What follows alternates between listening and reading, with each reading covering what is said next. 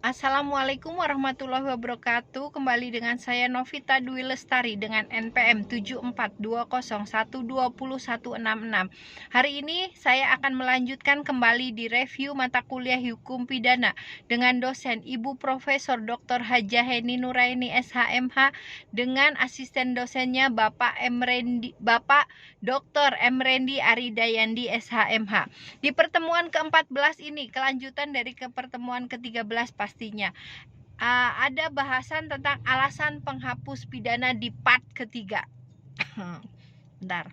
Alasan penghapus pidana ini adalah alasan yang tidak memungkinkan seseorang yang telah melakukan tindakan pidana tetapi kemudian dia tidak dikenakan sanksi pidana. Kenapa? Nomor 1, karena perbuatan yang dilakukannya tidak memenuhi rumus Light.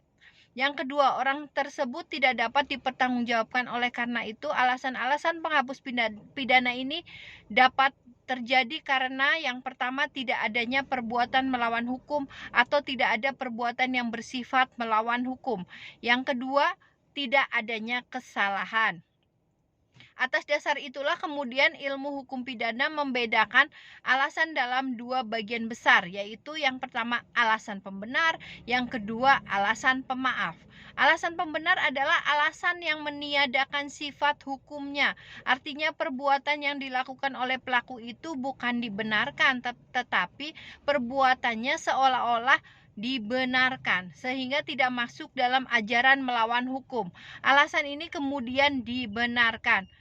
Terbagi menjadi 4 bagian alasan pembenar umum. Yang pertama, daya paksa overmatch pasal 48. Yang kedua, bela paksa pasal 49. Yang ketiga, melaksanakan perintah jabatan pasal 51.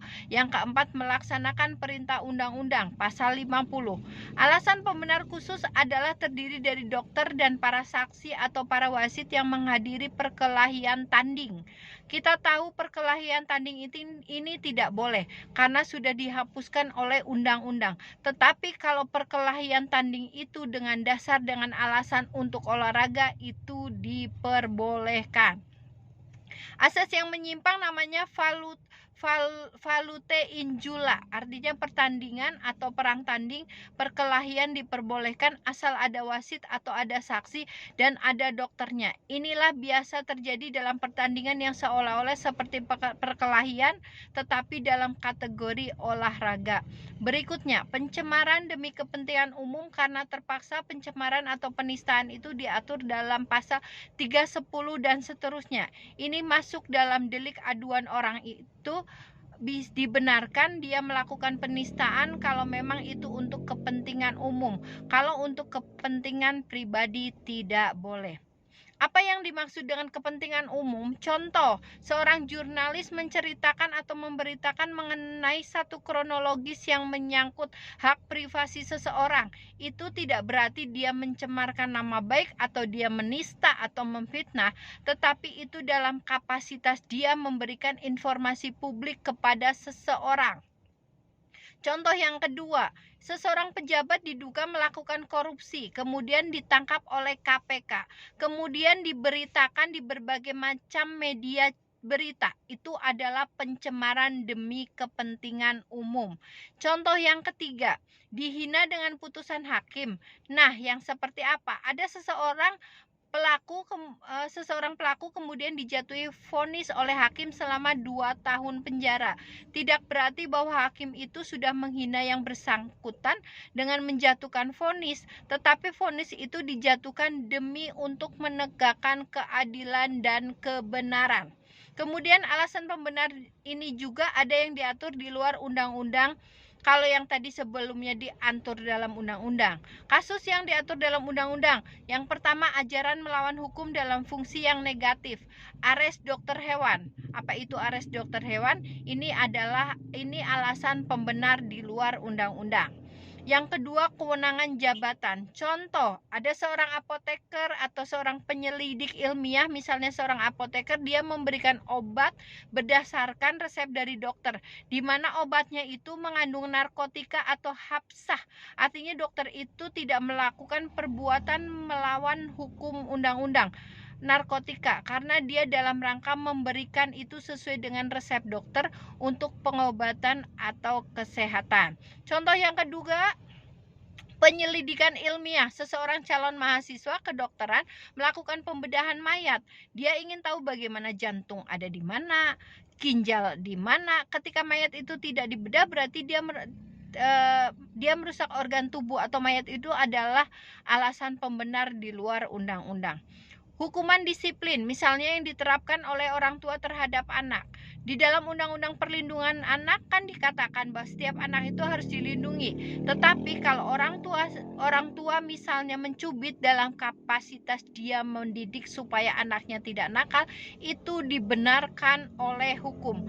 Karena dalam rangka mendidik, oleh karena itu tidak bisa si anak itu melaporkan kepada penyidik bahwa dia sudah dianiaya oleh orang tuanya. Yang selanjutnya, alasan pemaaf.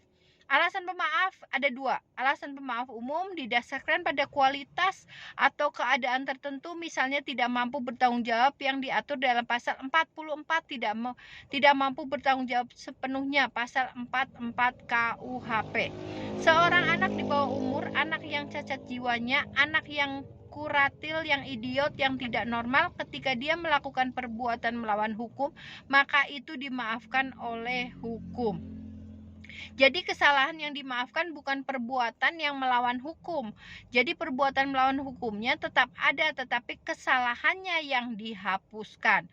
Yang pertama, daya paksa dalam arti sempit bisa masuk alasan pembenar dan tidak masuk alasan pemaaf. Alasan pembenarnya adalah dalam arti khusus tadi, tetapi kalau alasan pemaafnya dalam arti yang sempit. Bela paksa yang melampaui batas bela paksa itu diatur dalam pasal 49. Kalau alasan pembenar pasal 49 ayat 1, tetapi alasan pemaafnya pasal 49 ayat 2. Perintah jabatan yang tidak sah. Alasan pemaaf khusus yaitu mempersiapkan dan memperlancar perubahan ketatanegaraan. Mempersiapkan dan memperlancar perubahan ketatanegaraan. Ketika orang mau melakukan kampanye, tim sukses melakukan persiapan kampanye. Tidak berarti dalam kapasitas dia subversi, tetapi dalam rangka untuk mempersiapkan dan memperlancar perubahan ketatanegaraan dalam rangka pilkada, pilpres, dan sebagainya. Yang kedua, pembujukan kembali yang gagal, mislead locking. Yang ketiga, tidak melaporkan kepada yang berwajib apabila ada orang ingin melakukan kejahatan. Yang keempat, perbuatan pencurian antara suami istri ini alasan pemaaf khusus, karena tidak mungkin dalam satu keluarga ada suami istri saling mencuri. Kemudian ada alasan pemaaf di luar undang-undang, kalau tidak ada kesalahan sama sekali, artinya kekeliruan ada dua, yaitu mistake atau error dan alasan pidana putar. Apa yang dimaksud daya paksa atau overmatch bisa masuk alasan pembenar dan bisa juga alasan pemaaf yang khusus. Bela paksa ini ada daya paksa atau overmatch diatur dalam pasal 48. Syaratnya atau pengertian daya paksa itu artinya setiap kekuatan atau setiap paksaan atau setiap tekanan yang tidak dapat ditahan, itu namanya daya paksa. Jadi kalau kita mendapatkan tekanan, ancaman, atau paksaan yang kita sendiri tidak bisa melawan, maka itu masuk daya paksa. Daya paksa dibagi menjadi dua. Yang pertama daya paksa absolutis, absolutal, di mana daya paksa yang sama sekali tidak dapat ditahan baik secara fisik maupun psikis. Contoh adalah bencana alam ataupun wabah. Yang kedua, daya paksa relatif atau vis compulsiva. Artinya daya paksa ini masih dapat ditahan tetapi kita tidak mampu untuk melakukannya. Daya paksa dibagi menjadi 3 bentuk. Yang pertama pertentangan antara dua kepentingan hukum. Yang pertama, pertentangan antara dua kepentingan hukum. Contoh kasus Carneades yang sangat terkenal sekali, seorang sarjana hukum harus tahu. Ada seorang Yunani namanya Carneades, kemudian dia sedang berada di kapal yang kemudian kapalnya pecah di tengah laut. Sehingga Carneades ini berenang dan dia menyelamatkan diri. Ketika sedang berenang, dia melihat ada seorang sesama penumpang dari kapal tersebut sedang ada di atas sebilah balok. Kemudian Carneades ingin naik di situ karena dia sudah tidak mampu berenang lagi. Tetapi balok ini hanya mampu dinaiki oleh satu orang, sehingga terjadilah perkelahian dan perebutan. Dan Carneades berhasil merebut balok tersebut, sehingga akhirnya dia bisa menaiki balok ke darat tanpa berenang. Sementara orang yang awal berada di atas balok tersebut, dia harus berenang, dan sesampainya di daratan dia melapor bahwa dia nyaris dibunuh oleh Carneades. Peradilan tingkat pertama dihukum pidana, tetapi pada tingkat kasasi Carneades dibebaskan dasar pertimbangan hakimnya karena ada pertentangan antara dua kepentingan hukum, yaitu satu kepentingan hukum yang pertama adalah setiap orang wajib melindungi dirinya sendiri atau orang lain.